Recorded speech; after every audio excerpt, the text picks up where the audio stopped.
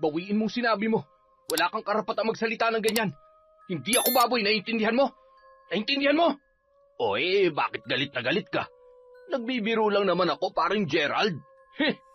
Ma'am Isa, alam ko may gusto kayong sabihin pero uunahan ko na po kayo.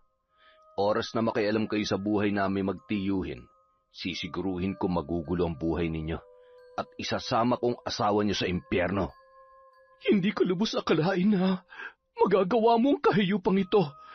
Ang taas pa naman ng respeto ko sa iyo dahil akala ko mabuti kang ama. Akala ko isa kang mabuting tao. Nagkamali pala ako. Ipakukulong kita, makikita mo. Auntie Mira, gusto kong gumante. Galit po ako. Galit na galit. Pinatay niya ang baby ko.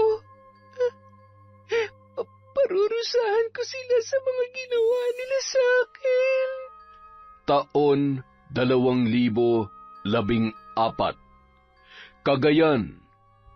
Napabuntong hininga na lamang si Sally habang nakayukom pumasok sa loob ng kanilang silid-aralan, matapos na pagtawanan ng mga nakasalubong niyang mga bata.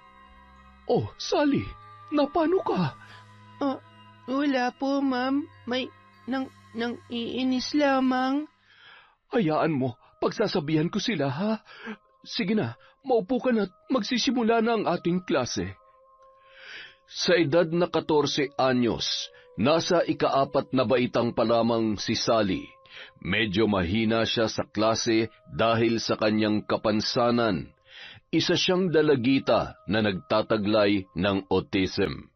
Subalit ang kanyang lagay ay hindi naman gaanong malubha dahil may kakayahan naman siyang makipag-usap at makipag-ugnayan sa iba. Isang hapon, naghihintay si Sally sa tito niyang si Gerald na may isang batang lalaki ang nambato sa kanya gamit ang isang maliit na sanga ng kahoy. Tinamaan ang kanyang noo na ikinagulat naman ng dalagita. Hoy, Abnoy! Sinong hinihintay mo dyan? Kawawa ka naman. Wala ka nang mama, wala ka pang papa. Bakit mo ba ako inaaway? Hindi naman kita inaano Ayusin mo nga yung pananalita mo. Dalaga ka na tapos kung magsalita ka, daig mo pang 5 taon. Abnoy ka talaga. Bleh!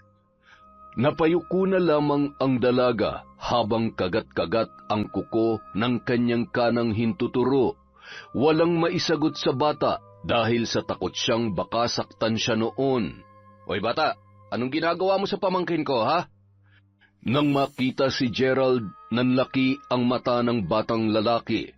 Takot itong tumakbo papalayo at walang lingon-lingon sa kanilang direksyon. Inaway ka ba ng batang yon, Sally? Opo, tito. Sinaktan ka ba niya? Masakit po dito. Binato niya po. Alam ko na. Para mawala ang sakit niyan, bibili tayo ng ice cream. Gusto mo ba yon? Ice cream? Masarap yon. Salamat po, Tito Gerald. Mula pagkabata, si Gerald na ang tumayong ama ni Sally. Kapatid niya ang ina ng dalagita at nang iwan yon ng nobyo ay nawalan na rin ng gana na buhayin ang kanyang anak. Gusto ng babae na ipaampon sa iba ang kanyang anak, ngunit mariing tinutulan yun ni Gerald at nangako siya na ang aako sa responsibilidad. Simula ng araw na yon, hindi na nagpakita pa ang ina ni Sally at kalaunan ay nabalitaan na lang ni Gerald na namatay na ang kanyang kapatid. Hindi lingid kay Sally ang lahat, ngunit hindi naman nito naramdaman ang sakit ng pag-aabandona ng kanyang ina dahil punong-puno siya ng pagmamahal mula sa kanyang tiyuhin. Pinalaki siya ni Gerald na maunawain at mabait sa kabila ng kanyang kapansanan. Masarap ba yung ice cream mo, Sally? Opo, Tito Gerald. Masarap po ang ice cream. Sa susunod, pag may mang aaway sa'yo, isumbong mo agad kay Tito, ha? Ako ang bahala sa mga yon. Sabi po ni teacher, babad ang away, tito. Iyoko mapagalitan niya. Tama naman si teacher mo.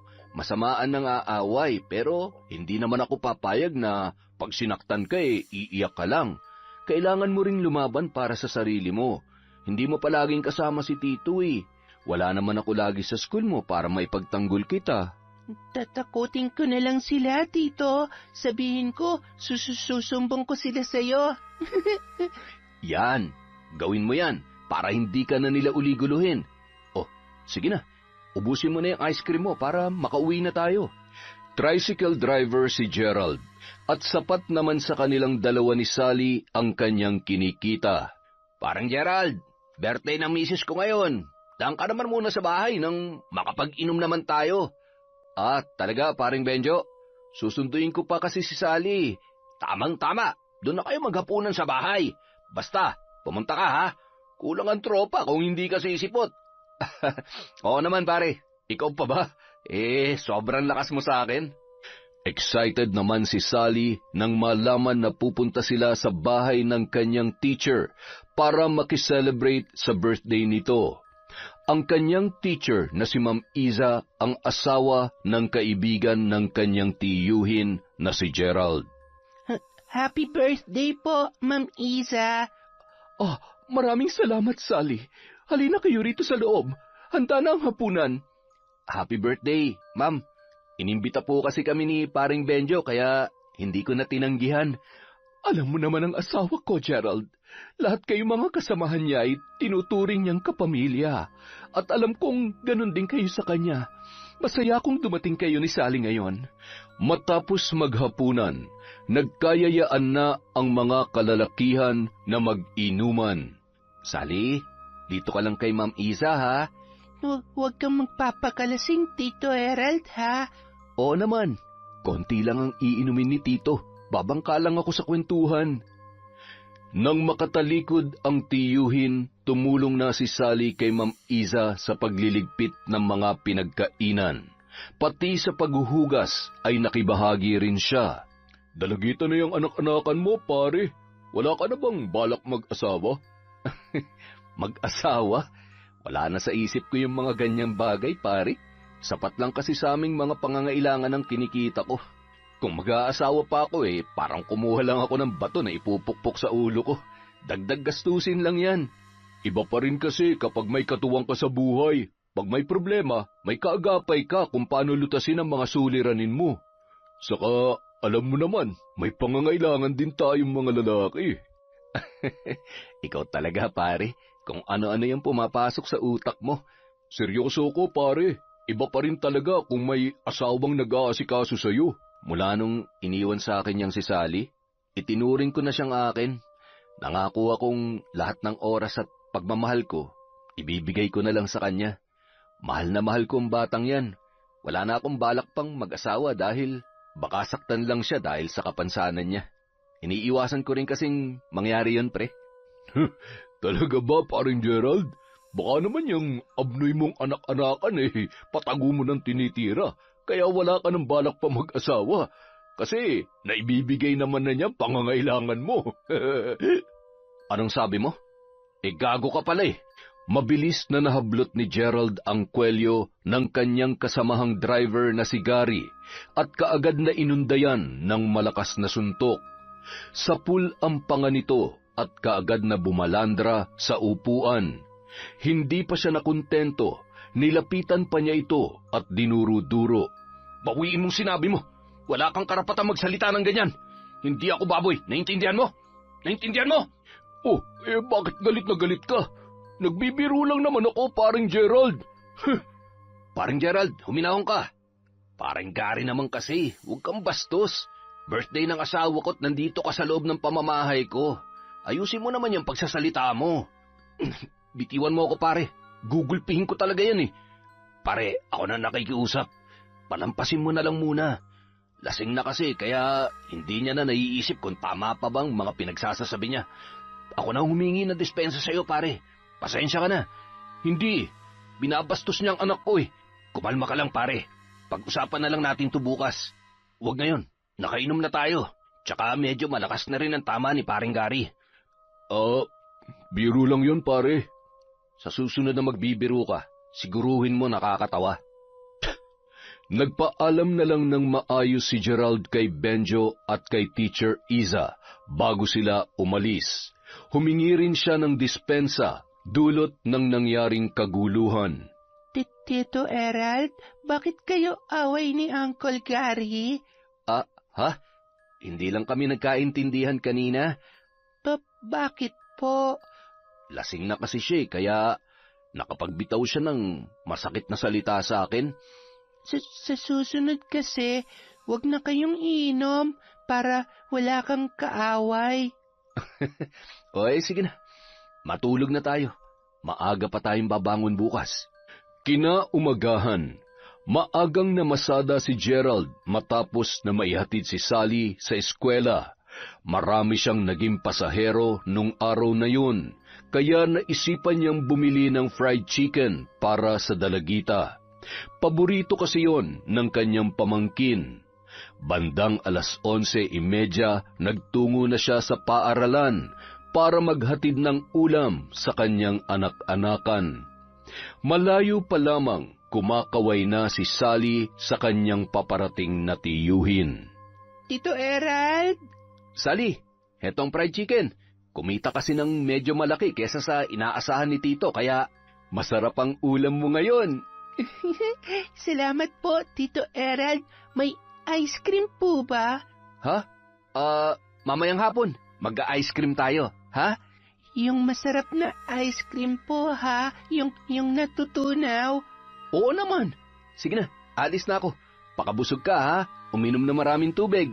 Sige po, bye-bye, Tito Erald. Saktong paglabas sa gate ng paaralan, nakasalubong ni Gerald si Gary na nooy papasok naman. Kumulo agad ang dugo nito nang mapansin niyang nakatingin sa kanya ang lalaki. Akmang lalagpasan na sana niya yon nang tinawag nito ang kanyang pangalan. Sandali lang, paring Gerald. Bakit? Paring Gerald, pasensya ka na sa mga nasabi ko kagabi, ha? Hindi ko naman kasi alam na didibdibin mo yun. Nagbibiro lang talaga ako, pare. Ay, hindi magandang biro mo, pre. Oo, hindi normal si Sally, pero wag mo naman siyang bastusin. Alam mo, pare, ni minsan, hindi ko naisip yung mga bagay na sinabi mo. Anak ng turing ko sa kanya. Palibasa, wala ka pang anak, kaya kung makapagsalita ka, akala mo, puro kalokohan ng lahat ng bagay. Pasensya na talaga, pre. Hindi na mauulit. Tango na lamang ang isinagot ni Gerald bago nagpaalam na mauuna na. Hindi niya na napansin ang mapangilatis na tingin ng kanyang kaibigan. Makakaganti rin ako sa iyo. May araw ka rin sa akin, gago ka. Samantala, sa loob ng klase, hindi mapakali si Sally. Ilang ulit na rin siyang nagpapabalik-balik sa loob ng CR na napansin naman ni Teacher Iza. Oh, Sally, may problema ba? Sakit puson ko, ma'am. Tapos, may tugo po sa panty ko. Kahit wala akong sugat. Ha? Unang beses mo bang naramdaman yan? Ibig kong sabihin ngayon ka lang ba nagkaganyan? Opo. Takot po ako, ma'am. Normal lamang yan sa mga babae na nagdadalaga na, Sally. Halika, tuturuan kita kung paano gumamit ng napkin. Marami pang sinabi si Teacher Iza kay Sally tungkol sa pag-aalaga sa sarili. Nakinig naman ang dalagita at inulit-ulit pa ang mga paalala at payo ng kanyang guro. Pag-uwi ng dalagita sa kanilang bahay, agad naman niyang ibinalita kay Gerald ang pagdadalaga niya. Para namang nabigla ang lalaki at tila may pag-aalala na gumuhit sa kanyang muka. Tito Erald, sabi ni Ma'am Isa, ibili niyo raw po ako ng napkin. Naku, hindi ko pa naman alam kung paano gamitin yung napkin, Sally. Wag po kayong mag-alala, Tito. Tinuruan na po ako ni Ma'am Isa. Ganun ba? Sige, bumili ka na sa may tindahan para may magamit ka. Kinabukasan, Tungkol sa pamilya ang naging topic sa aralin. Pinagawa sila ng family tree at isa-isang nagpaliwanag kung gaano nila kamahal ang kani-kanilang mga pamilya. Nang si Sally na ang tinawag ng guro, ipinakita niya ang kanyang iginuhit na puno na mayroong isang bunga. Ito ang aking pamilya, si Tito Erald ang puno at ako ang bunga. Mahal na mahal namin ang isa't isa. Wala ka ba mama at papa, Sally? Papa ko si Tito Erald. Wala akong mama, patay na. Papa? Bakit tito ang tawag mo sa kanya? Dahil sa tono ng pagtatanong ng kanyang kaklase, napayuko na lamang ang dalagita. Kinagat-kagat na lamang niya ang kanyang kuko dahil nahihiya siyang sagutin yon.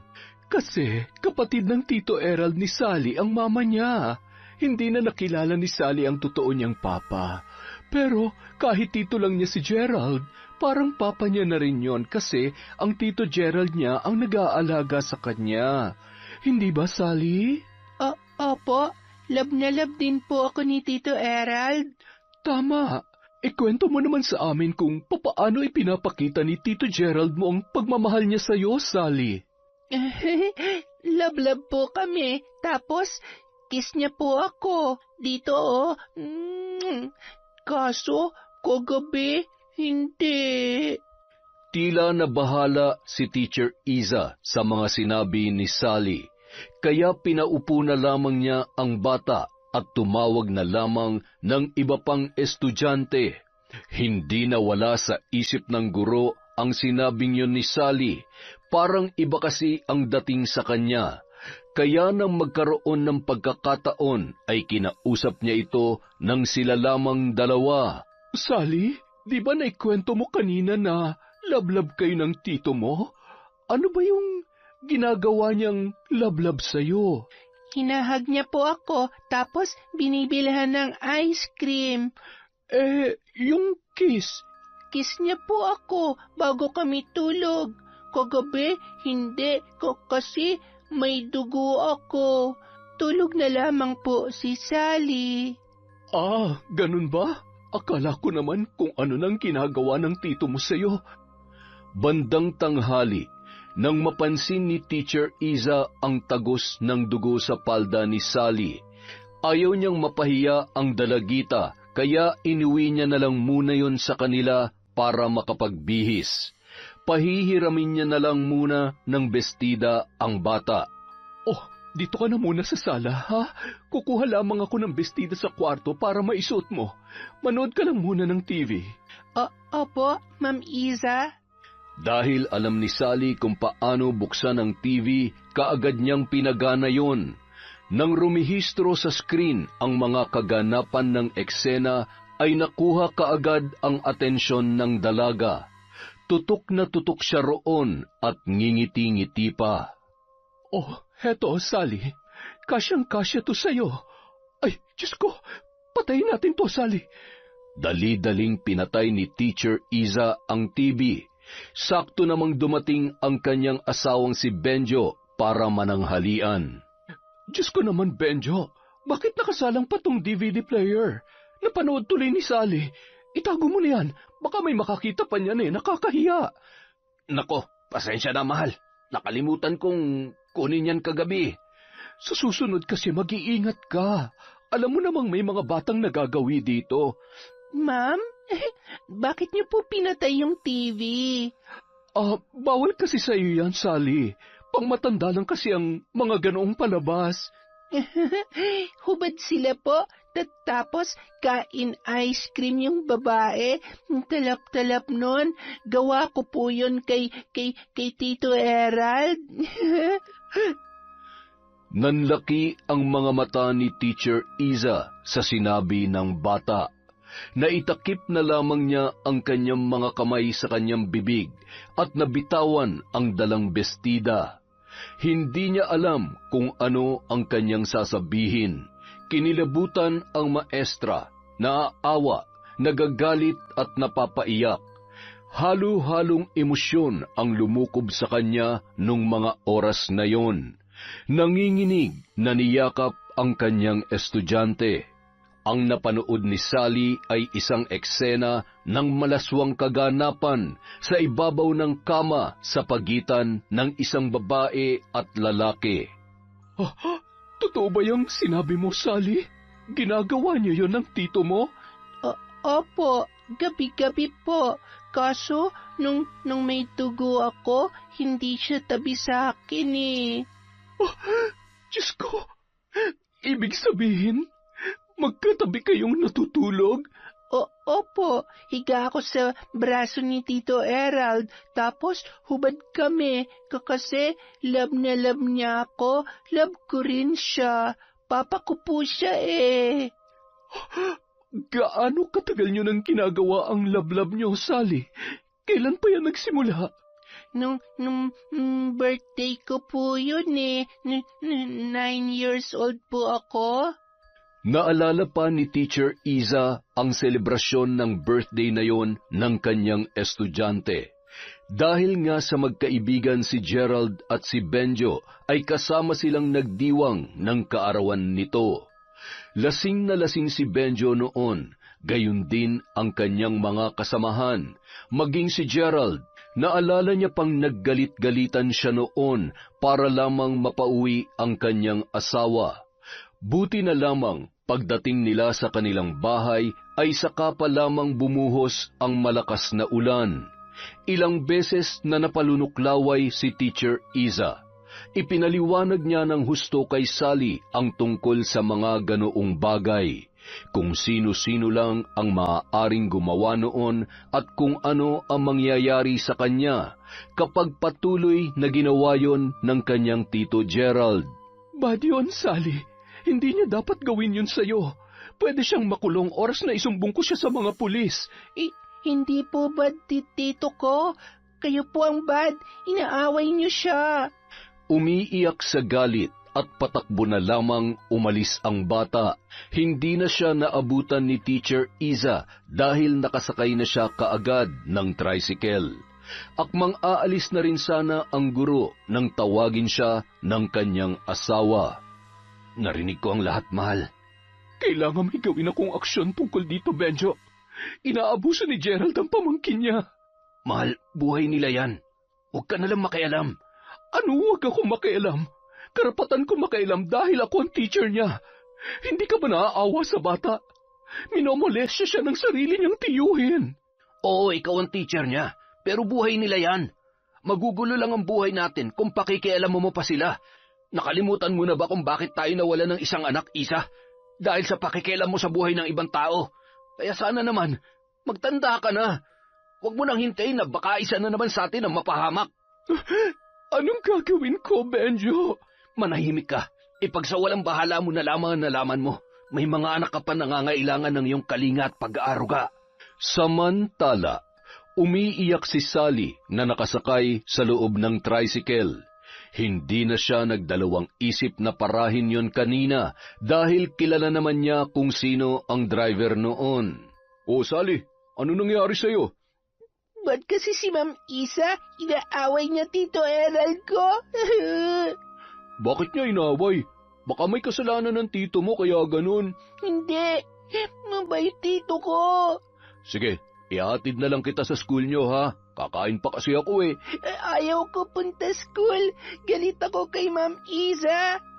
Biglang may sumaging senaryo sa isip ni Gary na bigla niyang ikinangisi. Isang plano ang kanyang nabuo nang muli niyang sulyapan ang dalagita. Makakaganti na rin ako sa iyo, Gerald. Anong gusto mong kainin, Sally? Ibibili na lang kita. Lumiwanag ang muka ng dalagita dahil sa kanyang narinig. Ice cream po, 2. O sige, pero bago tayo bumili ng ice cream, samahan mo muna ako sa bahay, ha? May kukunin lang ako doon. Sige po, Uncle Gary. Dinala ni Gary si Sally sa loob ng kwartong kanyang tinutuluyan. Kaagad siyang naghubad ng damit pagkapasok doon dahil sa init ng panahon. Gusto mo bang bigyan kita ng ice cream tapos pera araw-araw, Sally? Gusto ko po. Sige, Sundin mo lang ang sasabihin ko, ha? Pag nagawa mo, bibili tayo agad ng maraming ice cream. Excited naman ang dalagita at kaagad na ginawa ang utos ni Gary sa kanya. Sanay na sanay naman siya sa gawaing yon, kaya hindi na siya nag-atubiling gawin. Ilang sandali pa, ang bawat sulok ng kwarto na yon ay napuno ng ungol ni Gary at munting halinghing ni Sally. Makalipas ang ilang minuto, lumabas na sila at naghanda ng pumunta sa tindahan na nagbebenta ng ice cream. Nagustuhan mo ba yung ginawa natin, Sally? Opo. Saan mo natutunan yun? Ang galing-galing mo, ah. Gawa ko po yun kay Tito Erald ko eh. Napangisi namang tinitigan siya ni Gary mula ulo hanggang paa. Sabi na may tinatago talagang kademonyohan tong si Gerald. Ang galing naman. Lagi niyo bang ginagawa yun? Opo. Sige, sa susunod, pag wala ka ng dugo, iba naman ang gawin natin, ha? Love mo rin pala ako, Uncle Gary? Oo naman, love na love. Halika na, pumili ka na ng gusto mong ice cream, kahit gaano karami. Yung totoong ice cream naman ang kainin mo. Pasado 3:00 na ng hapon nang ihatid ni Gary si Sally sa labas ng paaralan. Hindi na pumasok ang dalagita at dun na lang hinintay ang kanyang tiyuhin.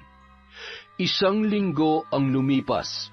Kinausap muli ni Teacher Iza si Sally. Sally, galit ka pa rin ba kay Teacher Iza? Tiningnan lang siya ng masama ng dalagita. Ganito kasi yun. Kaya ako nagagalit sa tito mo kasi may ginagawa siyang hindi maganda sa'yo. Mabait po ang Tito Erald ko. Please po, huwag niyo siyang awayan. Hindi ko po kayo bate. Wala nang nagawa pa si Teacher Iza dahil mabilis na siyang nilisan ng dalagita. Ay, naguguluhan ako. Ayaw ko namang maapektuhan ang pamilya ko sa nangyayari sa inyo, Sally. Isang gabi, matapos maghapunan sina Gerald at Sally, naghanda na silang dalawa para sa kanilang pagtulog nang umalulong ang mga aso sa labas. Sally, naghugas ka na ba ng katawan? Opo, Tito Erald. Mabuti naman. Ilang gabi din tayong hindi naglablab. Namimiss mo na ba si Tito? Opo. Kakain ka ulit ng ice cream ngayon. Si Uncle Gary, Tito, iba yung ice cream niya eh. Ha? Si Gary? Teka, bakit mo nabanggit si Gary? Kinain ko rin yung ice cream ni Uncle Gary. Iba po dun sa'yo. Lintik. Bakit mo ginawa yun? Bigyan niya kasi akong pera. Sabi niya, love daw niya ako. Parang ikaw din, Tito Erald. Ang walang hiyang yun. Mapapatay ko siya. Dito ka lang, ha? Huwag kang aalis dito sa bahay. Saan ka po pupunta, Tito Erald? Bakit galit ka? Humahangos na tinakbo ni Gerald ang kanyang tricycle. Akmang paaandarin niya na yon nang mapansin si Gary na nakatayo sa di kalayuan. Mabilis ang kanyang mga galaw na tinungo ang kinaroroonan ng lalaki. Nang makalapit, kaagad niyang kinwelyuhan yon at dinuro-duro. Walang hiya ka! Mapapatay kitang hayop ka! Mag-asawang suntok kaagad ang binigay niya rito, ngunit mabilis namang nailagan yon ng lalaki. Sa muli niyang pagpapakawala ng mga suntok, ay bumwelo na rin ang kanyang kalaban. Nagpambuno silang dalawa at tila walang gustong magpatalo.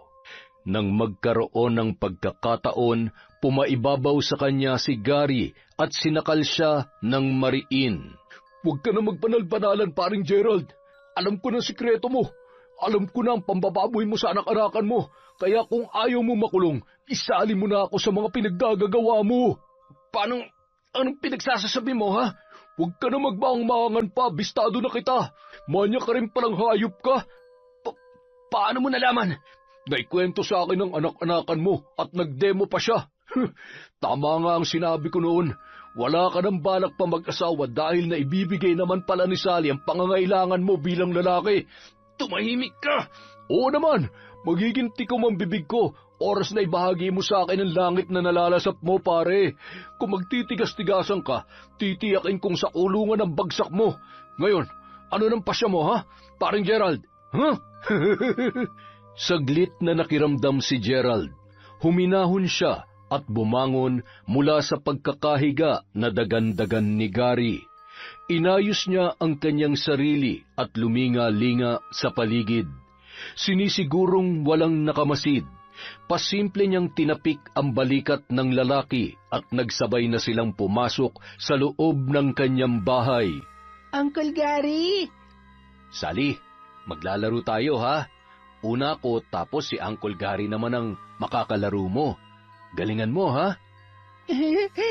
Sige po. Matapos ang mainit na eksena, biglang naalala ni Gary ang nangyari nung araw na umiiyak si Sally. Sally, bakit ka nga pala nagalit kay Teacher Isa noon nakaraan? Galit kasi siya kay Tito Erald eh. Bastos daw, ikaw Tito. Pwede ka na raw makulong kasi lablab mo ko. Bad daw kasi yun.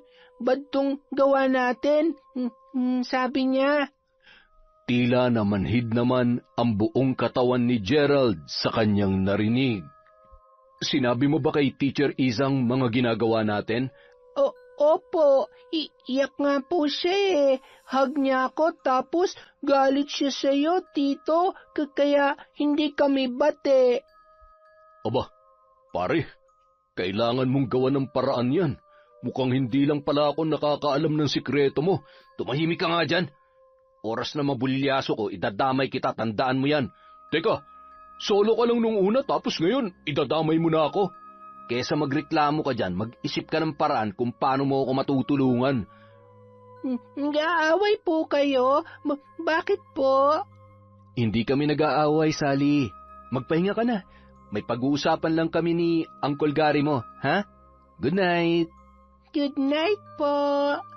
Samantala, habang nag-aabang ng masasakyang tricycle si Teacher Isa, nadaanan siya ni Gerald. Pinara niya ito para makausap. Nang makasakay na siya, ay sinimulan na niyang magbukas ng usapan. Subalit mabilis na pinaharurot ni Gerald ang tricycle at inihinto yun sa lugar na walang tao maliban sa kanilang dalawa. Matalim siyang tinitigan ng lalaki at mariing nagwika.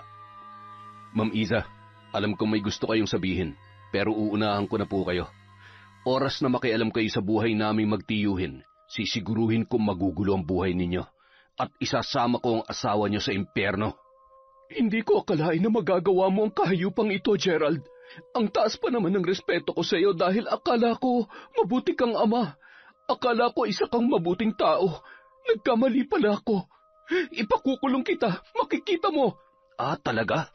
Hindi mo pa ako na ipapakulong. Baka mauna nang makulong sa loob ng kabaong ang asawa at mga anak mo. Hayop ka! Wala kang awa! Salot! Sabihin niyo ng gusto niyong sabihin. Pero iisa lang talaga masisiguro ko, ma'am. Magiging payapa po ang mga buhay natin kung magiging pipi at bingi lang kayo. Lalong-lalo na sa pamumuhay namin ng pamangkin ko. Maliwanag ba, ma'am? Kayo na mismo nagsabi, hindi niyo inakala ang kahayupan ko. Kaya baka magulat na lamang kayo kung isang araw pinaglalamayan na ang buong pamilya ninyo. Napakasama mo, Gerald. Huwag na huwag kayong magkakamaling ipaalam tong pag-uusap natin kay Pareng Benjo. Kung ayaw niyong pagsisihan niyo ang araw na to. Ngayon, kung may sasabihin pa kayo, sabihin niyo na para maihatid ko na kayo ng ligtas sa pamamahay niyo, Ma'am Isa. Kinagabihan, balisang nakahiga sa kama si Teacher Isa. Pabaling-baling siya sa higaan, halata na hindi siya mapakali. Mahal, ano bang bumabagabag dyan sa isip mo? Parang napakalikot mo naman. Ha? Mahal, hindi ka ba pinag-iinitan ng mga kasama mo? Hindi naman. At bakit naman nila ako pag-iinitan eh? Ako nga may mas malawak na pang-unawa. Ginagalang nila ako at nirerespeto ko rin sila. Bakit mo naman ay tanong yan? Wala lang. Sige na, matulog ka na. Alam mo, mas natutuwa nga ako ngayon kasi mukhang nagkakasundo na sina Gerald at Gary. Sila lang naman ang lagi nagkakainitan ng ulo sa grupo eh. Hindi na inaasar ni Gary si Gerald at palagay ko ay iniiwasan na nilang magbangayan. Mahal, kinausap kasi ako ni Gerald. Sabi niya, huwag na raw akong makialam sa buhay nila. Yun naman talaga ang gusto kong gawin mo, mahal. Hayaan mo na sila. Total, hindi naman tayo ang naagrabyado eh. Ano kaya kung isuplong ko si Gerald sa mga pulis? Bakit naman? Baka kung anong mangyari sa atin yan. Gusto ko lang ng mapayapang pamumuhay, Isa. Kasama ka at ang mga anak natin. Ang problema ng iba, hindi na natin dapat pansinin pa.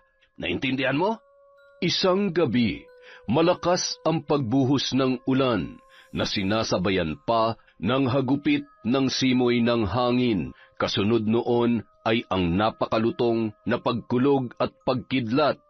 Nag-iisa lang sa bahay si Sally dahil hindi pa umuuwi ang kanyang tiyuhin.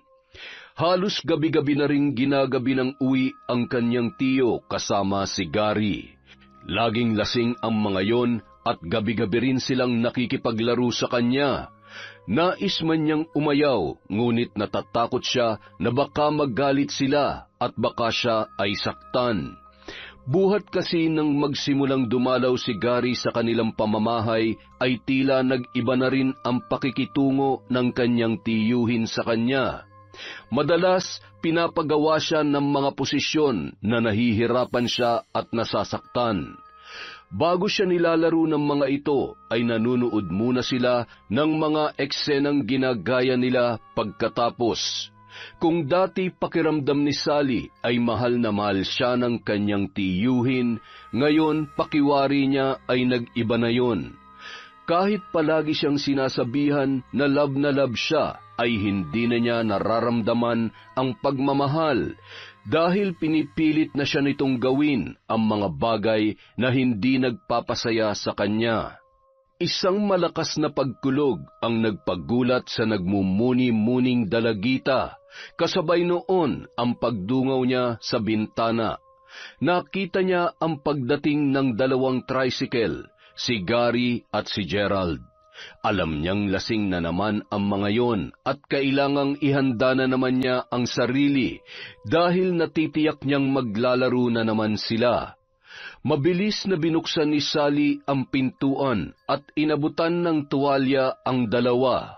Ang tagal mo naman buksan ang pinto, Sally. Ano bang ginagawa mo? Nakatulog po kasi ako, Tito Erald. May dala ka pong ulam? Wala. Naubos lahat ng kinita ko ngayon eh. Hindi ka pa ba naghahapunan? Hindi pa po eh. Hintay ko po kayo. Alam mo ba, Sally? Mas masarap ang uulamin mo ngayon. Hotdog at jumbo pa. Nagugutom po ako. Kaya nga halika rito at kumain ka na. Mabilis na hinablot ni Gary ang bewang ni Sally at pinupugyon ng halik. Nagpupumiglas ang dalaga, ngunit tila wala lang yon kay Gerald na nagtungo sa kwarto para makapagpalit ng damit. Pagkatapos mo dyan, pare, pwede ka nang umuwi. Matutulog na ako. Pagsasawaan ko lang muna to. Ikaw ba, ayaw mo? Pagod ako eh. Tsaka gusto ko lang talagang magpahinga ngayong gabi. Umiyak na lamang si Sally dahil sa ginagawa sa kanya ng lalaki.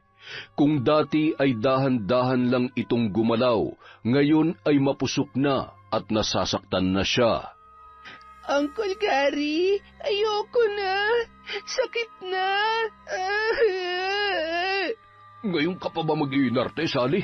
Ang tagal na natin ginagawa to. Masakit. Masakit po. Ayoko po. Habang nakapatong ang lalaki, ay panay naman ang pagpupumiglas ng dalagita. Makailang ulit din siyang sinampal ni Gary para patigilin. Hanggang sa nasipa niya ang pagkalalaki nito. Kaagad na lumayo sa kanya ang lalaki, sapu-sapo ang kanyang hinaharap. Dumadaing sa kirot na nararamdaman.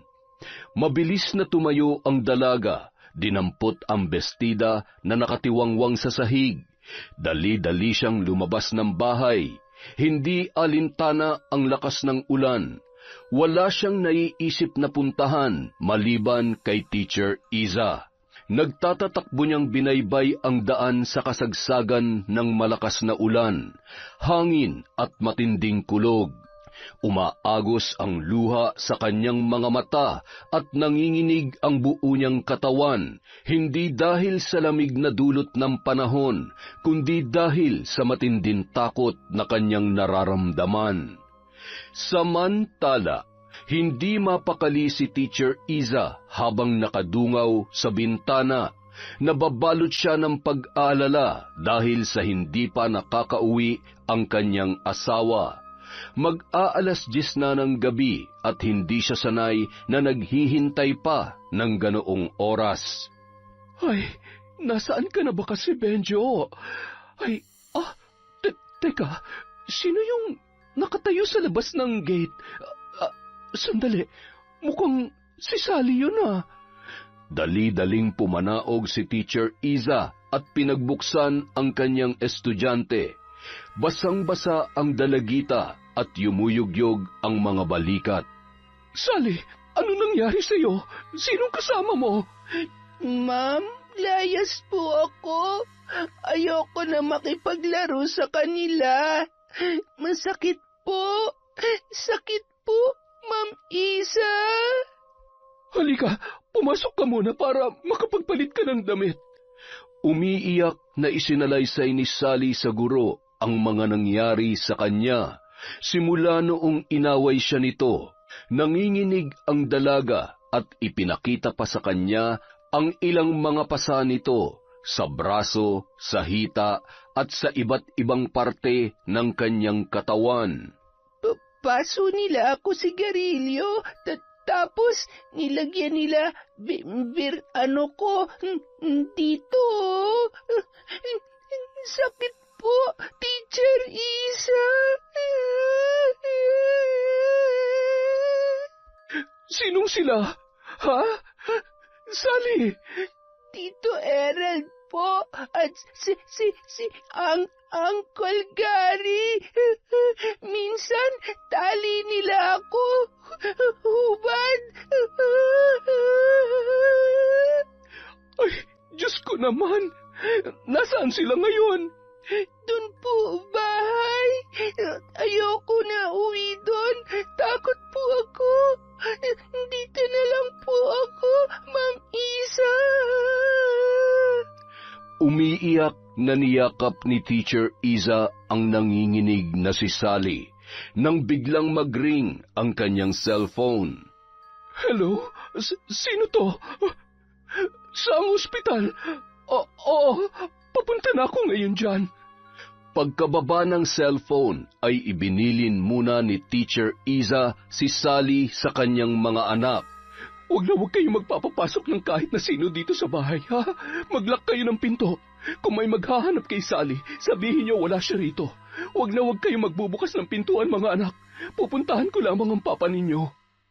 Pagdating sa ospital, nanlulumong nakaupo si Teacher Iza katabi ang nakahigang si Benjo. Ilang oras nang hindi nagigising ang lalaki. Ayon sa nagdala rito sa ospital, natagpuan na lamang nilang wala ng malay sa tricycle nito ang kanyang asawa. Sa palagay nila ay inatake umano ito sa puso. Diyos ko, bakit naman ngayon pa nagkasabay-sabay ang mga problema ko? Paano ko na matutulungan si Sally? Gayong mas kailangan ako ng asawa ko rito. Panginoon, tulungan niyo po ako. Ituro niyo sa akin ang tamang landas upang mapagtagumpayan ang mga pagsubok na ito. Ang mga alalahanin, pangamba at paghahanap ng mga kasagutan ay natulugan na lamang ni Teacher Iza. Naalimpungatan siya nang pumasok ang doktor. Ibinalita nito na half-stroke si Benjo at nangangailangan ng masusing pag-aaruga. Dahil sa narinig, tila gumuho naman ang mundo ng guro at naguguluhan sa kung ano ang gagawin niya para kay Sally, hanggang sa maalala niya ang isang tao na tanging makakatulong sa kanila. Tama. Sa pamamagitan niya, hindi iisipin ni Gerald na nakikialam ako sa kanila. Hindi niya iisiping ako ang may pakana. Hindi niya mababalikan ang pamilya ko dahil hindi ko naman siya ipagkakanulo sa mga otoridad. Hindi na nagdalawang isip pa si Teacher Iza. Nang gabi ring yun, gamit ang tricycle ni Benjo, ipinagmaneho niya si Sally patungo sa isang lugar na hindi na sana niya babalikan pa kahit kailan. Dinala niya si Sally sa isang lumang bahay na nasa gitna ng kakahuyan. May kalakihan ang bahay na yon at kababakasan ng kalungkutan. 3 mahihinang katok ang ginawa ni Teacher Iza bago nagbukas at lumangit-ngit ang pintuan ng lumang bahay na yon. Mula sa loob, iniluwa noon ang isang matandang babae. Mahaba ang buhok nito at mas tumitingkad ang pagkaitim tuwing nasisinagan ng bilog na buwan. Malamlam ang kanyang mga mata na animoy hindi na nakatikim ng kaligayahan dahil kababakasan ng malalim na lungkot. Ilang saglit pa, dumagundong ang tinig nito. Anong masamang hangin ang nagdala sa iyo rito, Isa? Ante Mira, kailangan ko ang tulong ninyo. Wala na po akong iba pang malalapitan bukod sa inyo. Mabuti naman at naaalala mo pa pala ko. Pagkatapos mo kong layasan, 10 taon na ang nakalilipas. Sabi ko naman sa'yo, kahit saan ka magpunta, hahanap-hanapin mo pa rin ang aking presensya. Ante, patawarin niyo sana ako sa kapangasan ko noon. Ayoko lang na ako ang magmana sa kakayahan ninyo. Natatakot po ako. Ngayon ba'y may lakas ka na ng loob, Isa? Alam niyo namang hindi ko kayang sumalo ng kakayahan niyo, Ante. Nandito ako para makiusap na kupkupin niyo muna panandalian nitong si Sally. Lumipat ang tingin ng matanda sa inosenteng dala ng kanyang pamangkin. Pinakatitigan niya yon ng husto sa kanyang mapanuring tingin mula ulo hanggang paa. Na-stroke po si Benjo, ang asawa ko, kaya hindi ko mapagtuunan ng pansin ang kalagayan ng bata. Isa siyang biktima ng kawalang hiyaan. Sariling kadugo niyang lumapastangan sa kanya, Ante. Hanggang ngayon ay tuwag ka pa ring panindigan kung ano ang tama, Isa. Pero sige, mabuti na lamang at dito mo siya dinala. Hindi na magiging pasanin ng konsensya mo ang pagtalikod sa kakayahan ng ating angkan.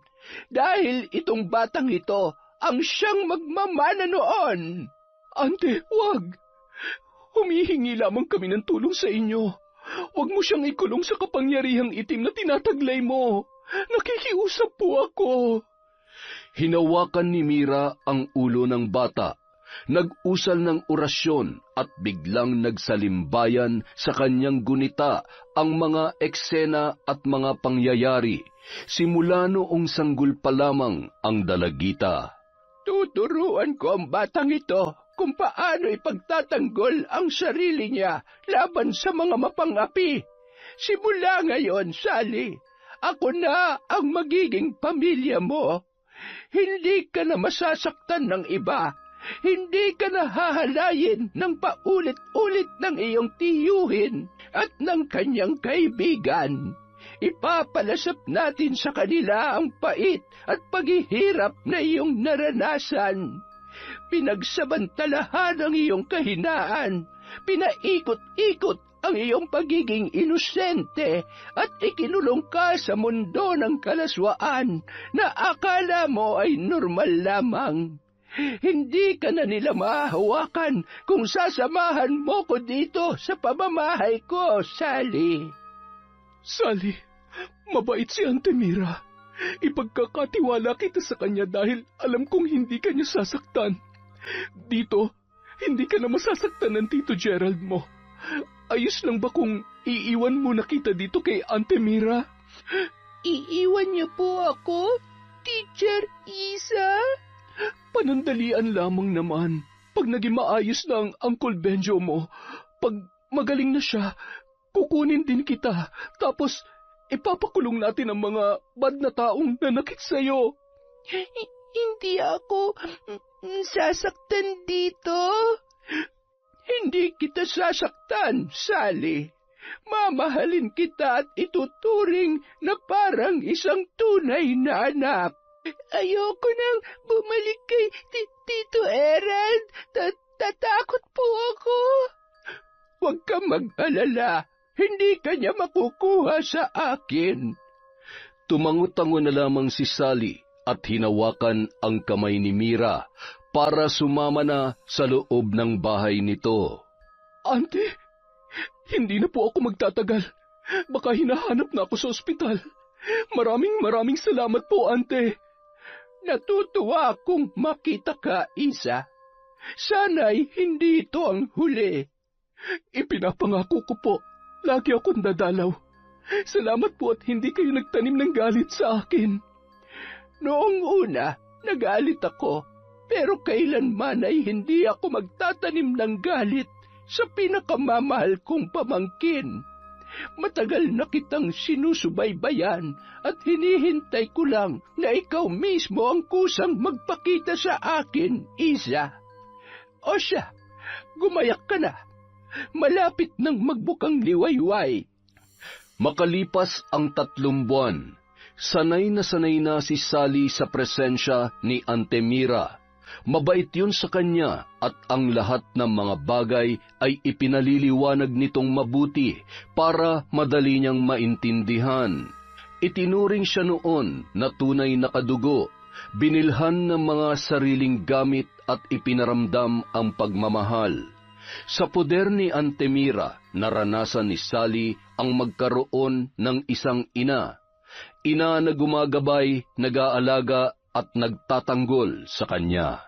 Si Ante Mira na rin ang tumayong guro ng dalaga. Hindi siya pinapayagang lumabas ng bahay mag-isa dahil sa pinakaiingatan siya nito ng mabuti. Subalit isang araw, habang nagwawalis si Sally sa bakuran, biglang naningkit ang mga mata ni Ante Mira. Naikuyom ng babae ang kanyang mga kamay at nanginginig sa galit.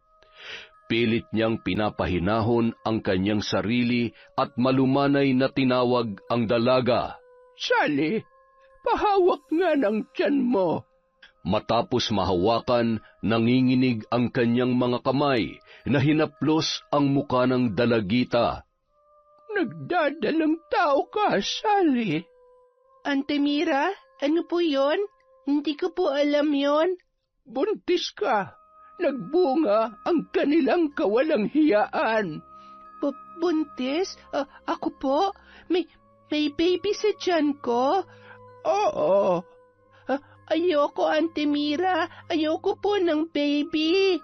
Hindi natin pwedeng ipalaglag yan, Sally. Ayoko nito. Sa kabilang banda, ilang buwan na ring kinukulit ni Gerald si Teacher Isa tungkol sa kung nasaan ang kanyang pamangkin. Ilang ulit ko bang sasabihin sa iyo, Gerald? Hindi ko alam. Ayoko makialam sa buhay ninyo. Sarili kong ang problema, hindi ko masolusyonan eh. Ano ba kasing ginawa mo kay Sally? Bakit siya naglayas? Hindi ko nga rin alam eh. Paggising ko, wala na siya. Pati si paring Gary, hindi rin masabi kung bakit bigla na lang umalis si Sally. Baka naman sinaktan niyo. Hindi naman siguro aalis yung bata kung pinagsamantalahan niyo lang. Anong ibig niyong sabihin, Ma'am Isa? Ibig kong sabihin, baka nasasaktan siya sa mga kawalang hiyaan mo, Gerald. Madaling paikutin ang ulo ng batang yun. Saka kahit ginagawa ko sa kanya yun, hindi ko siya sinasaktan ng pisikal. Ikaw lang naman ang malalapitan niya eh. Kasi sinabi mong mali ang mga ginagawa ko sa kanya. Baka nauto mo na siya kaya naglayas. Ay naku, aywan ko sa'yo. Huwag mo nga ako idamay dyan sa mga kagaguhan mo. Oras na malaman ko may kinalaman ka sa pagkawala ni Sally, uubusin kong lahi mo, Ma'am Isa. At uunahin ko ang baldado mong asawa. Kung may kinalaman man ako dyan, siguradong nakakulong ka na ngayon. Isang araw, may nagpahatid na pasahero kay Gerald sa isang liblib na baryo sa karatig na lungsod. Pinakyaw siya at kailangan lang niyang hintayin ang nagsabing pasahero dahil may kukunin lang yung importanteng dokumento sa nasabing lugar. Pasimpleng nagyoyosi si Gerald nang mahagip ng kanyang paningin ang isang pamilyar na muka. Sa kabilang banda naman, kagagaling lamang magpa-check up ni Sally kasama si Auntie Mira. Kailangang alagaan natin ang baby mo, Sally. Makakasama sa kanyang pagkain mo ng kung ano-anong hindi masustansya. Auntie Mira, mama na po ako. Hindi ko alam kung paano. Huwag kang mag-alala. Nandito naman ako para gabayan ka. Aalagaan natin ang baby kasi wala naman siyang kasalanan kung bakit siya nabuo dito sa mundo, hindi ba? Opo, love ko si baby. Mama niya ako. Ay, teka, di ba gusto mo ng mangga? Ayun may bunga ang mangga nila. Hihingi mo na ako. Dito ka lamang sa may tindahan, ha? Hintayin mo lamang ako dito, Sally. Sige po. Sarap na mangga. Naupo si Sally sa mahabang bangko habang kumakain ng banana Q. Nang biglang lumapit si Gerald at hinablot ang kanyang braso.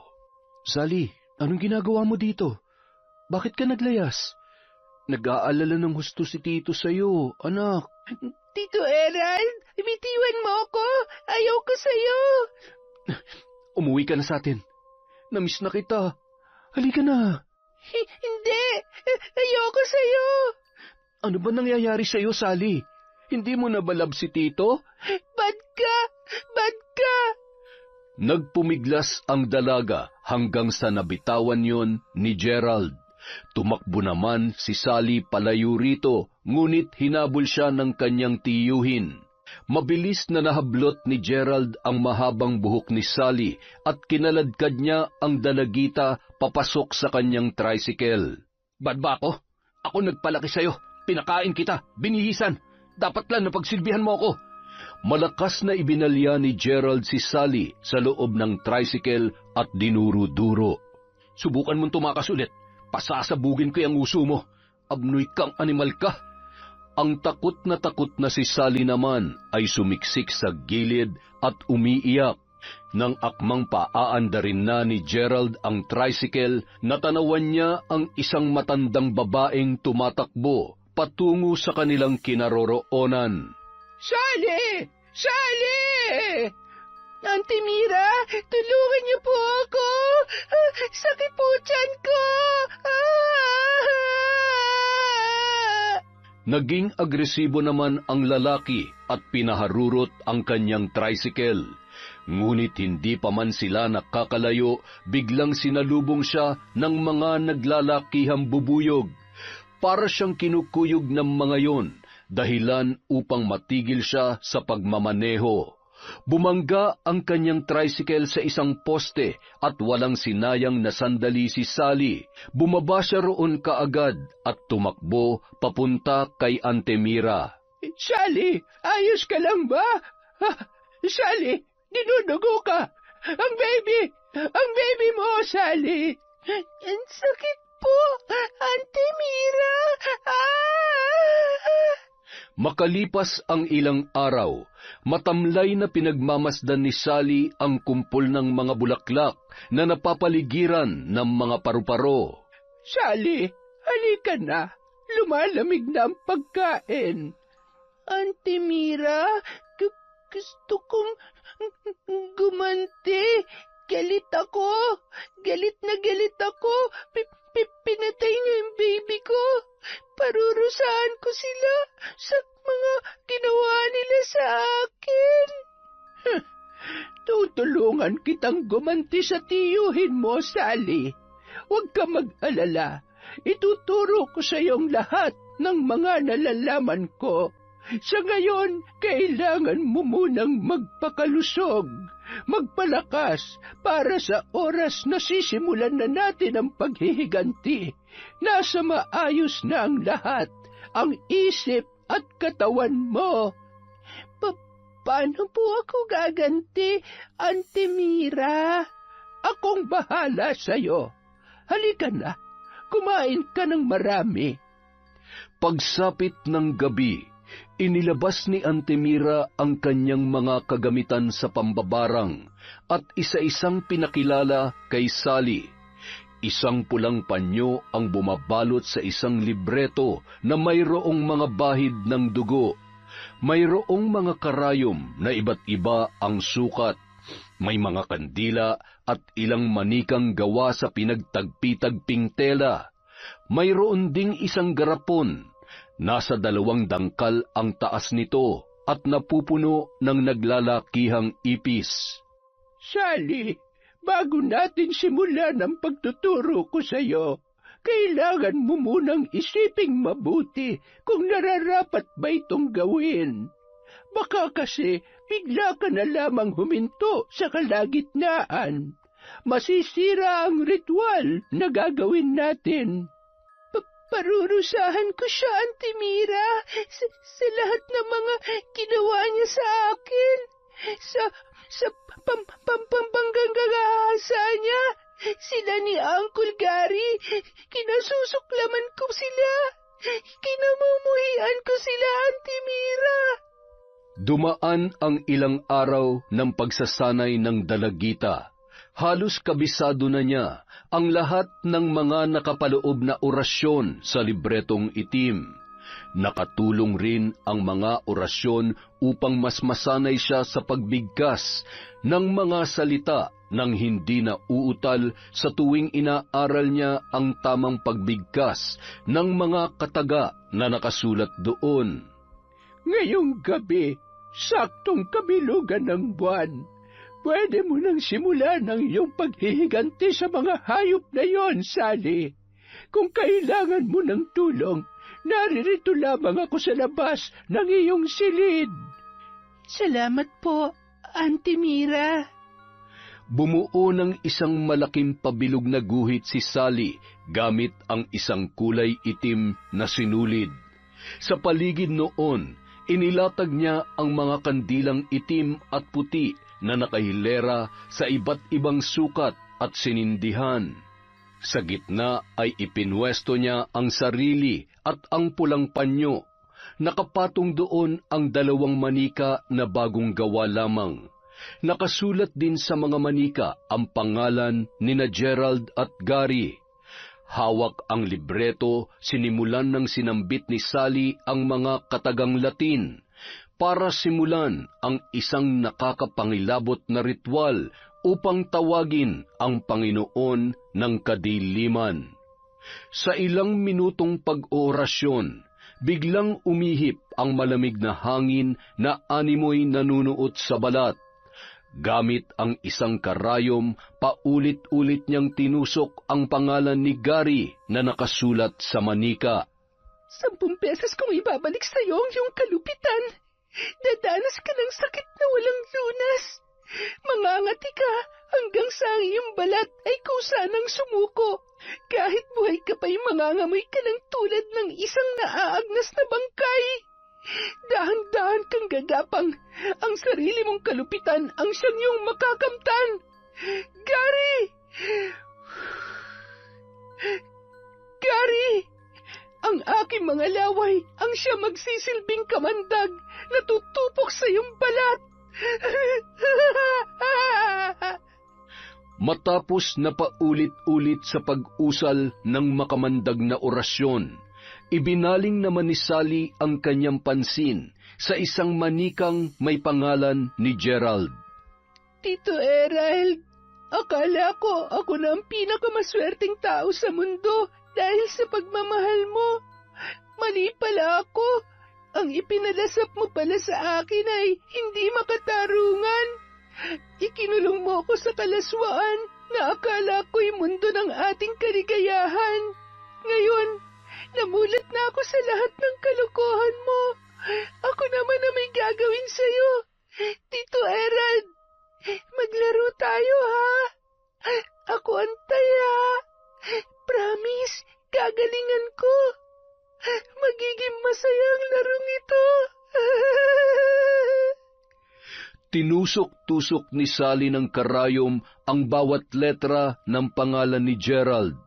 Bumulong-bulong siya malapit sa tenga ng manika at umusal ng kakaibang orasyon. Gagawin natin tong masaya, tulad ng mga sinabi mo sa akin noon. Siguradong matutuwa ka dito, Tito Erald. Kinuha ni Sally ang garapon at binuksan niya yon. Tila nagwawala naman ang mga ipis na nakapaloob doon. Gutom na ba kayo? Gusto niyo nang kumain? Pagkatapos noon, isinilid niya sa kahon ang manikang may pangalan ni Gerald at ibinuhos doon ang mga alaga niyang ipis. Muli siyang nag-usal ng Latin na orasyon at hinipan ang usok na nagmumula sa nakasinding kandila patungo roon. Saka kaagad na isinara ang kahon nang masiguro na naikulong na niya ang usok sa loob noon.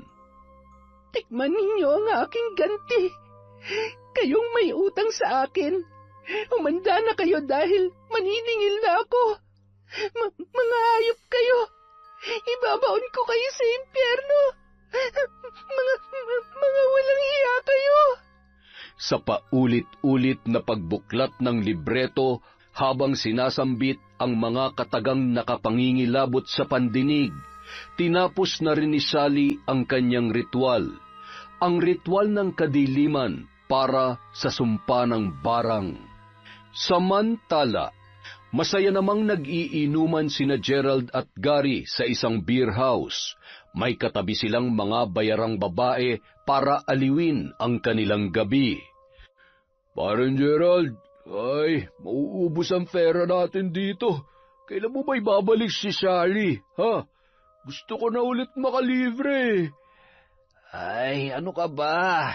Samahan mo na lang akong hanapin siya dun sa kabilang lunsod. Dada ka ng dada dyan eh. Di ka naman tumutulong. Ay, sige, sasamahan kita.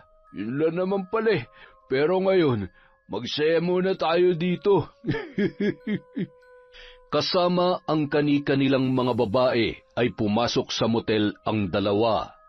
Habang nag-iinit ang eksena sa ibabaw ng kama, biglang napatitig si Gary sa babaeng pumapaibabaw sa kanya. Ibang muka kasi ang kanyang nakikita. Imbis muka ng babaeng binayaran niya na puno ng makapal na makeup, ay ang inosenteng muka ni Sally ang rumihistro sa kanyang paningin. Hanggang sa biglang dinilaan nito ang kanyang katawan. Ramdam niya ang malagkit na laway na dumadampi sa kanyang balat. Napapikit pa siya habang napapangiti. Sige, Sally, galingan mo pa. Very good naman ang Sally na yan. Uy, may ice cream ka bukas, ha? Sige pa. Sally, ba't tumigil ka? Ituloy mo na yan. Dali na. Nang hindi na gumagalaw ang babae, napilitang magmulat ng mata si Gary.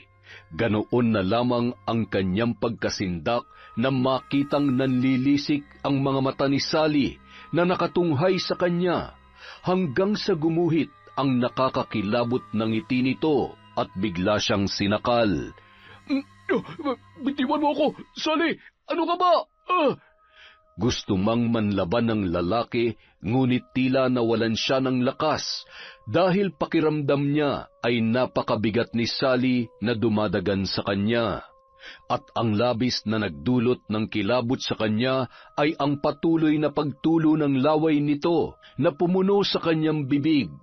Napakalagkit noon at napakalamig. Habang patuloy sa pagtulo ang laway, nakaririndi rin ang matamis nitong paghalakhak. Ilang segundo rin ang itinagal ng eksenang yon nang biglang pinakawalan ni Sally ang kanyang leeg. Kasunod ng pag-ubo ni Gary ay ang panunumbalik ng muka ng babae na kanyang kasama. Bakas sa muka nito ang gulat at lito sa mga ikinikilos ng lalaki. Nasaan si Sally? Sinong Sally? Tayong dalawa lang nandito. Saka kanina ka pa Sally ng Sally dyan, ha? Nananaginip ka yata ng gising. Diyan ka na nga. Uy, teka, saan ka pupunta? Hindi pa tayo tapos Tapusin mo yung mag-isa mo.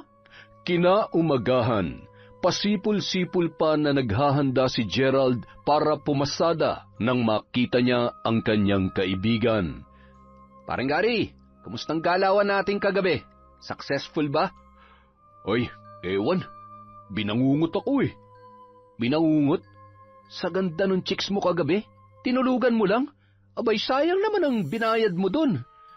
Iniwan niya ako. Ito kasing si Sally. Bigla nagpakita. Nakita mo si Sally? Nasaan na siya? Oo, ay, hindi. Ano kasi? Ganito kasi yun. Ikinwento ni Gary kay Gerald ang mga nangyari. Natatawa naman ang lalaki sa kanyang mga pinagsasabi. Lasing na lasing ka yata kagabi ah. Kaya kung ano-ano na yung mga naiisip mo. Hindi ah. Malinaw naman na si Sally yun. Kaso, ay, ewan ko nga ba. Pati ako nalilito na rin. O anong plano mo mamaya? Dating gawi? Oo naman. Kailangan ko makabawi mamaya. Magkita na lang ulit tayo dun sa beer house ha. Oo ba? Pagsapit ng gabi, nagbihis na si Gerald at nagpabango pa para magtungo sa beer house. Naisipan niyang humarap sa salamin para sipatin ang sarili nang may mahagip na mga ipis ang kanyang paningin. Dahil nakasanayan na niyang makakita ng ganoon, ay binaliwala niya lamang yon. Ngunit nagulat na lamang siya nang biglang lumipad ang isang malaking ipis sa kanyang batok at siya ay kinagat. Mabilis naman niyang nadampot yon at inihagis. Pinagpag niya pa ang sarili para masiguro na wala ng ipis na dumapo sa kanya. Akmang bababa na siya ng hagdan para gumayak na nang nakaramdam siya ng pagkahilo. Kaagad siyang napahawak sa kanyang sentido at napaupo na lamang. Nang subukan niyang itaas ang kanyang paningin, siya ay biglang nalula. Hindi niya alam kung ano ang dahilan. Namamanhid na rin ang kanyang katawan at nahirapan na siyang tumayo. Pinilit niyang gumapang dahil pakiramdam niya anumang oras ay magdidilim na ang kanyang paningin. Ilang segundo ang lumipas, nawalan na siya ng malay. Tila nagbunyi naman ang mga ipis na lumapit sa kanya. Pinaligiran siya ng mga ito mula ulo hanggang sa kanyang talampakan. Ang lahat ay tila sabik na matikman ang kanyang laman. Ang ilan naman ay pumatong na sa kanya at nabalot kaagad siya ng mga yon. Mula sa karimlan, naramdaman ni Gerald ang tila mabigat na puwersang nakadagan sa kanya. Hindi siya halos makahinga at hindi niya maigalaw ang kanyang mga paa at kamay. Mahapdi ang kanyang mga mata at ang bibig niya ay tila punong-puno. Sinikap niyang igalaw ang isang daliri. Pakiramdam niya ay tila may ngumangat-ngat doon, at nang sinubukan niyang sumigaw, doon niya napagtanto na ang laman ng kanyang bibig ay gumagalaw.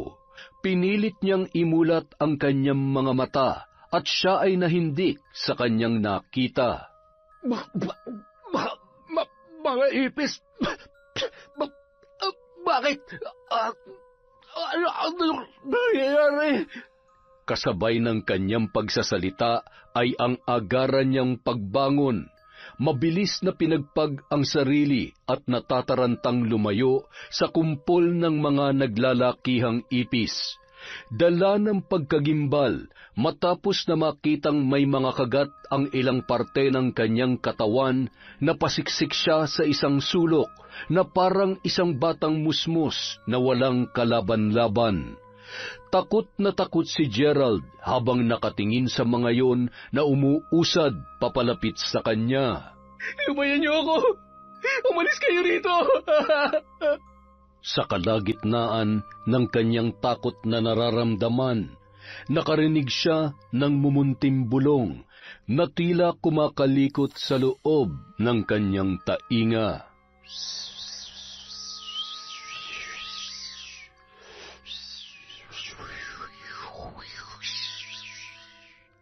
Biglang tinakpan ni Gerald ang kanyang mga tenga gamit ang kanyang dalawang kamay. Tigilan niyo na ako. Tigil! Tama na! Ang tunog na dulot ng mga bulong ay tila naglikha ng sugat sa kailaliman ng kanyang pandinig. Napahiyaw na lamang siya nang biglang may tumulong dugo sa magkabila niyang tenga. Nanginginig na pinagmasdan niya ang kanyang mga kamay na mayroong umaagos na dugo.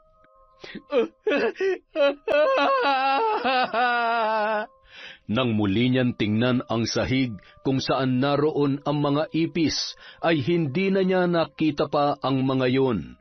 Makailang ulit niyang iginala ang paningin, ngunit wala na ang bakas ng mga nakakadiring ipis. Subalit naroroon pa rin ang pakiramdam niya na may mga matang nagmamasid sa kanya. Samantala, hindi naman magkanda-ugaga sa pagpahid ng ointment si Gary sa buo niyang katawan. Panay ang pangangati niya na kahit nakailang ulit na siyang maligo ay hindi pa rin nawawala. Nagsimula na ring magkasugat ang kanyang balat nang madaanan ng matinding pagkamot.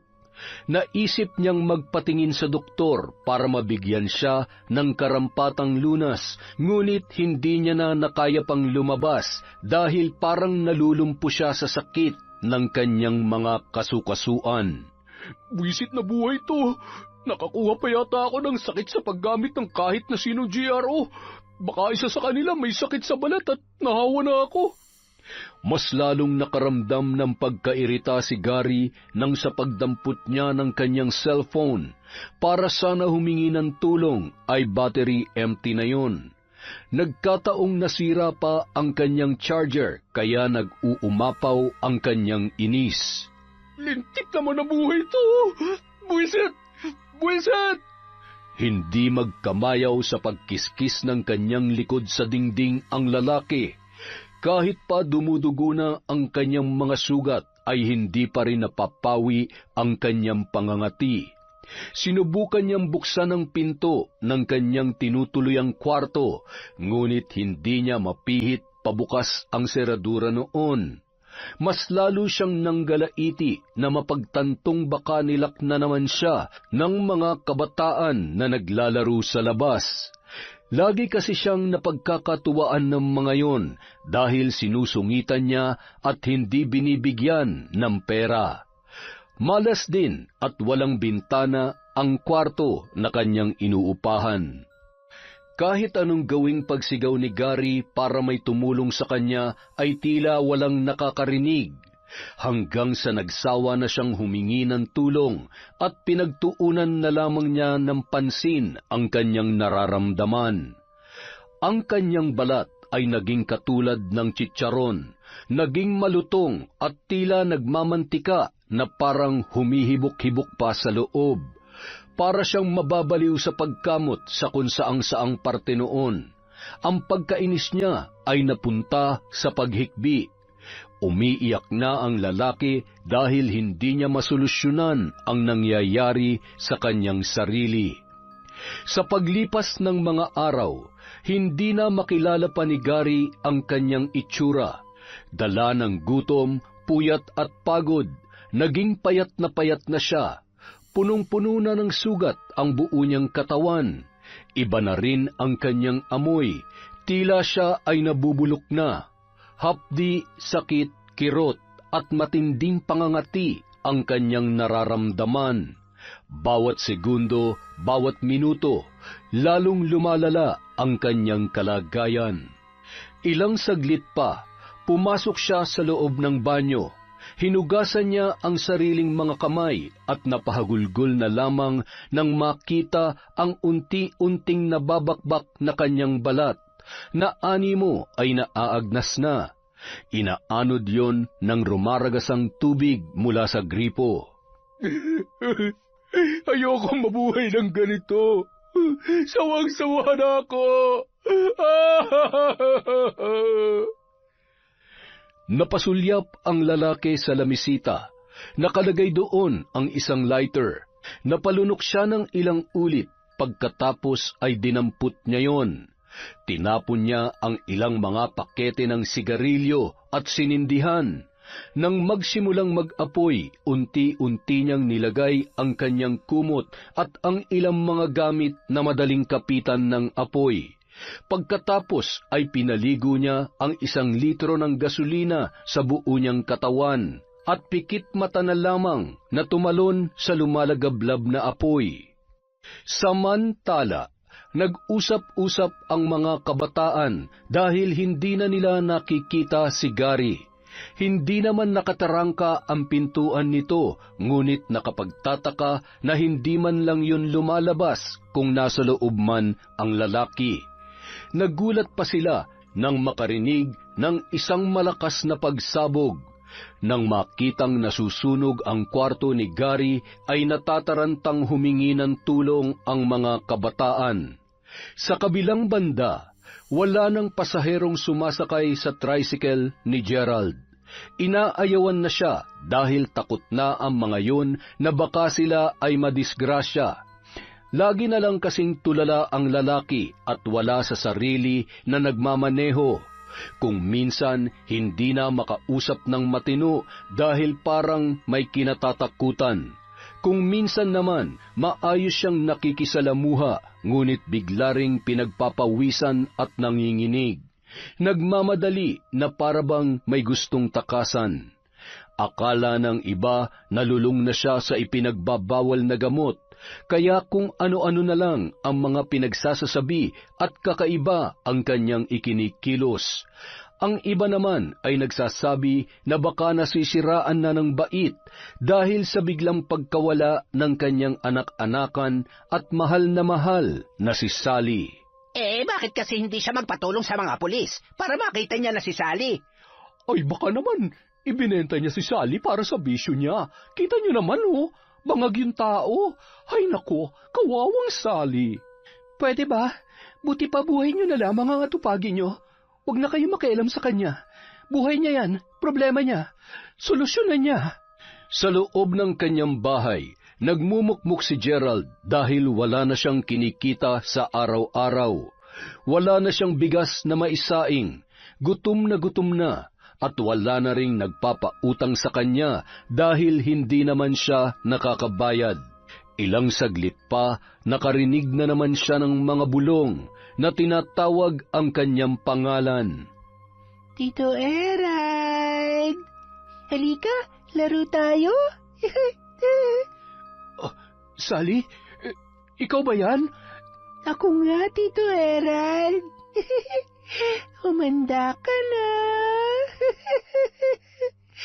Kakain tayo ng ice cream.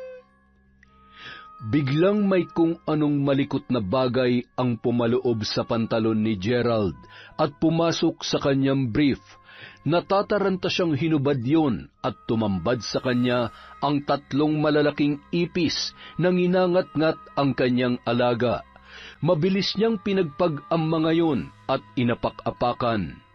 Ang nilikhang sugat ng mga ipis ay bigla na lamang lumobo, na magayon at nag-iwan ng matinding pagkirot. Paika-ikang naglakad ang lalaki para umupo sa isang silya upang magpahinga. Ano ba ito nangyayari sa akin?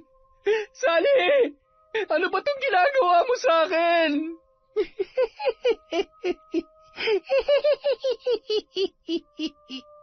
Magpakita ka! Kakalbuin kitang bata ka, makita mo! Ang pagsigaw ni Gerald ay naulit ng naulit, hanggang sa umabot yon sa pandinig ng kanyang mga kapitbahay.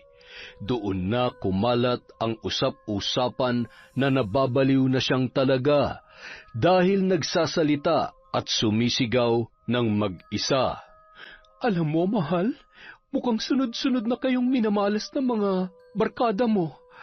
Ay, ikaw, inatake sa puso. Si Gary, nasunog. Ngayon naman si Gerald, nababaliw na raw. Alam mo, naisip ko na baka kinakarma na tayo. Kasi alam naman natin na nangyari kay Sally pero hindi kaagad tayo umaksyon. Minsan nga, sinisisi ko ang sarili ko Kasi Kung naglakas loob lang talaga ako na isuplong siya sa mga pulis, baka hindi ka na-stroke. Pakiramdam ko, pinarusahan tayo ng Panginoon dahil wala akong ginawa. Naduwag tayo. Hindi pa naman huli ang lahat, mahal.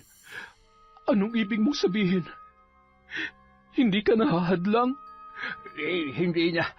Napag-isip-isip ko rin kasing hindi naman talaga masama ipagtanggol at ipaglaban natin yung bata.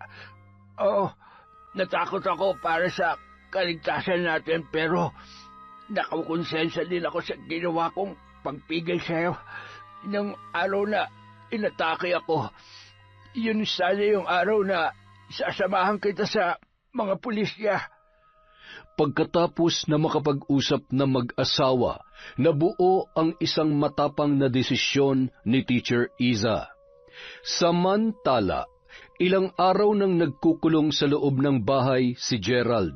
Nahihiya na siyang lumabas dahil alam niyang siya lang ang binabantayan ng kanyang mga kapitbahay.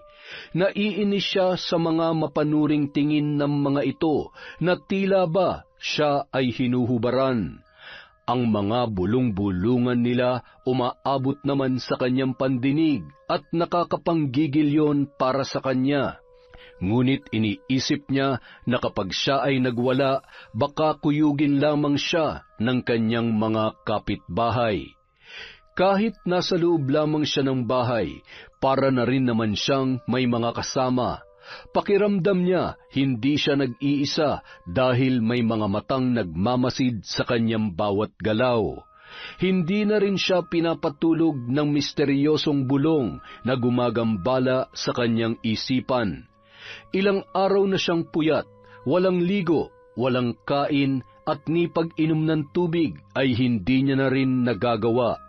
Dahil sa nakakaramdam siya ng matinding pagkabog sa kanyang dibdib, na kahit sa mismong paggalaw ay nagugulat siya. Hindi niya malaman kung ano ang nangyayari sa kanyang sarili.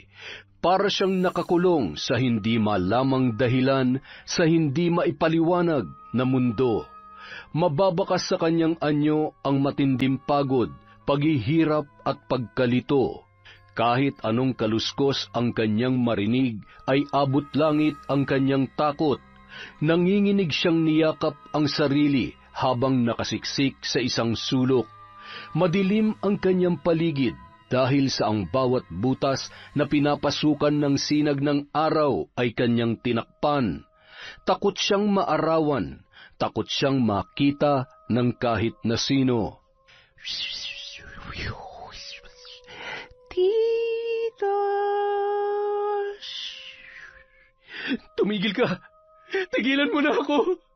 Biglang may nahulog na gamit mula sa kung saan at ang tunog na nilikha noon ay nagdulot ng matinding takot sa nanginginig niyang katawan.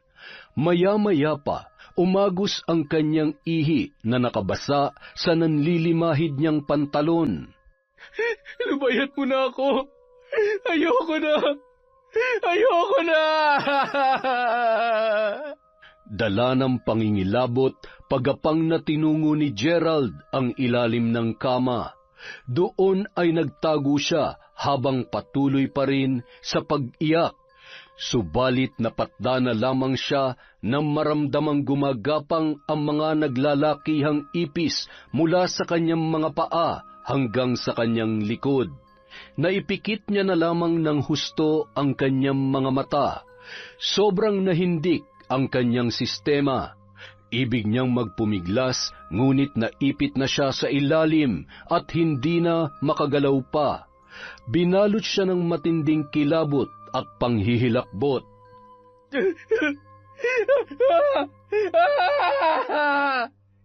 Kinabukasan, nagising na lamang ang lalaki dahil sa tunog na naririnig niya mula sa labas. Pilit na binubuksan ang kanyang pintuan. May tunog ng mga paa na tila ginagalugad ang loob ng kanyang pamamahay. May otoridad na mga boses ang dumadagundong sa kanyang pandinig. Ilang sandali pa, nakakasilaw na liwanag ng flashlight ang bumungad sa kanyang mga mata. Nandito siya! Makalipas ang ilang linggo, masayang dinalaw ni Teacher Iza si Sally kasama si Benjo na nooy gumaling na dahil sa therapy. Nananabik naman na niyakap siya ng dalagita. Kumusta ka na rito, Sally? Maayos naman po, Ma'am Iza. Mabuti naman. Sasama ka na ba sa amin ni Uncle Benjo mo? Opo, sasama din po si Auntie Mira, ha? Sally, patawad ha. Naging duwag ako. Hindi mo na sana naranasan ang lahat ng kawalang hiya ni Gary kung nung una pa lang ay inaksyonan ko ng kahalayan ni Gerald. Wala na po yon, Uncle Benjo. Ang mahalaga ay naipakulong na natin si Tito Gerald. Samantala, habang nasa kulungan, wala sa sariling kinakagat-kagat ni Gerald ang kanyang mga kuko nang tawagin siya ng isang pulis. Gerald, may dalaw ka. Naging malikot naman ang kanyang mga mata nang siya ay lumabas sa selda. Sally, anak, mabuti naman at dinalaw mo si Tito. Gusto lang kitang makita. Kahit hindi tayo bate, Tito Gerald, naiisip pa rin kita. Huwag ka mag-alala. Ayos lang ako dito. Sorry ha. Patawarin mo ako sa lahat-lahat. Alam kong hindi na mabubura sa isip mo ang mga nangyari. Pero pangako, magbabago ako dito. Magpapakabait ako para makabawi naman ako sa mga naging kasalanan ko sa'yo. Galit ako sa'yo. Hindi ko alam kung kailan kita mapapatawad. Mag-iingat ka dito, Tito Gerald, ha? Sandali. Aalis ka na agad. Sally, patawarin mo na ako. Ayoko na dito. Gusto ko nang lumabas. Pasensya na, Tito Gerald. Habang buhay ka na makukulong dito. Huli ko na ring dalaw to. Paalam. Sally! Sally, ayoko dito! Sinasaktan nila ako dito!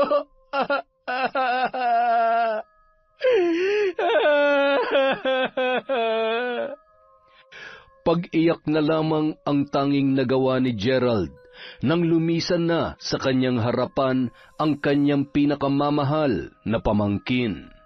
Auntie Mira, salamat sa pagpapatuloy mo kay Sally, ha? Kukunin ko na po siya. Kukunin? Sino nagsabi sa'yong ibibigay ko si Sally, Iza? Ilalaban ko sa korte ang kustodiya nitong bata. Pero, usapan natin na panandalian lamang siya sa'yo. Baka nakakabigat lang siya sa inyo, Auntie Mira. Mula nung dumating si Sally sa bahay, naging makulay ang buhay ko. Siya ang pumuno ng mga pangungulila ko sa'yo. Tapos ngayon, babawiin mo ang kasiyahan ko? Hindi ako papayag, Isa. Ma'am Isa, dito na lamang po ako kay Auntie Mira. Masaya po ako sa kanya. Pero baka may ituro pa siya sa'yo. Ayokong makulong ka sa... ano? Wala pong masasaktan kung wala pong mananakit sa inyo. Kayo na po ang pamilya ko. Ano? Huwag mo sabihin, Auntie Mira naman. Nakatulong naman yun sa kanya. Saka hindi naman na yun mauulit. Hindi ba, Sally? Opo, basta wala pong mananakit sa inyo. Napailing na lamang at niyakap ni Teacher Iza si Sally. Proud na proud si Teacher Iza sa katapangan mo, Sally. Yon! Isa na naman pong napakagandang kwento nun, mga kaenteng, di ba? At nakakapagod. Anyway, dahil dyan, meron tayong shoutout. Simulan po natin kay Michelle. Hi, Mitch. Kay Jed Arcelo Resuento. Hi po kay Willie Galvez. Kay Vicky Abot. Hi, ma'am. Kay Chris Alcantara. Kay Mary Ann Tamashiro. Hello rin po kay Amy Viray. Kay Amy Yong. Kay Sandra Hamja. Hi po sa Bugayong family of Davao at sa asawa ni Rosalina Bugayong na si Richard. Hi po kay Jeneline Mix Vlog. Hello po kay Joel Marasigan at sa asawa niyang si Bolen. I Love Traveled, hello. Hi po sa Cabral family from Estela da Silva. Castillo and Reyes family from Cesa. Hi kay Charm Gavan, kay Charlie Cortezano. Hello po kay Lent TV, kay Hannah Montero. Shout out po sa Kapampangan vlogger from Hawaii. Hi kay Jing Estrada, kay Dada Kutin, hello cuz. Kay Richard Cadano, Joseph Arcalas, kay David Cielo from Bernadette Arcalas. Hi po kay Alma Naong, kay Earhart the Great Vlog. Hi kay Blue at sa family niya sa Nasugbu, Batangas, Pastor family. Hello po kay Doris Estander. Hi kay Mami from Doha, Qatar, kay Jonas Xiao, kay Minerva Concepcion. Hi kay Rosette Ersando, hello. Idol Ashtin. Arandela family from Clarice Arandela. Kay Gina Nicole na taga Cubao sa Don Jose, ako po taga Socorro. Hi kay Honey Austria. Hello kay Glenda Panayas. Hi kay Agnes Malanag. Kay Glenda Gilado. Kay Maria Luz Soriano. Shout out kay Bernadette Yap from Red Villamor. Kay Annabel Refil. Kay Lourdes Grace Garde. Kay Freenuts Durupan. Hi my honey. Kay Front Row Infinity. Hello po kay Jenmer Garcia. Kay Geraldine Bogo. Hi kay Honey Austria. Kay Lydia Lopez. Kay Marites Nalika. Sa mga construction workers sa Azuela Cove, Davao City, from Barner Baki and Kwentong Aswang Files. Hi po kay Marjorie Dequilla. Hi kay Genevieve Virtusio, kay Reka Jukoy, kay Mel Santarita, Monica Nieves, Lilian Barriga, Jennifer Sacris. Hi kay Cristiani Moncada at kay Lorna Agordo and Manuel Baldonado. Para po sa mga hindi natin nabate, may susunod pa po tayong video. Maraming salamat po mula sa Kwentong Enteng.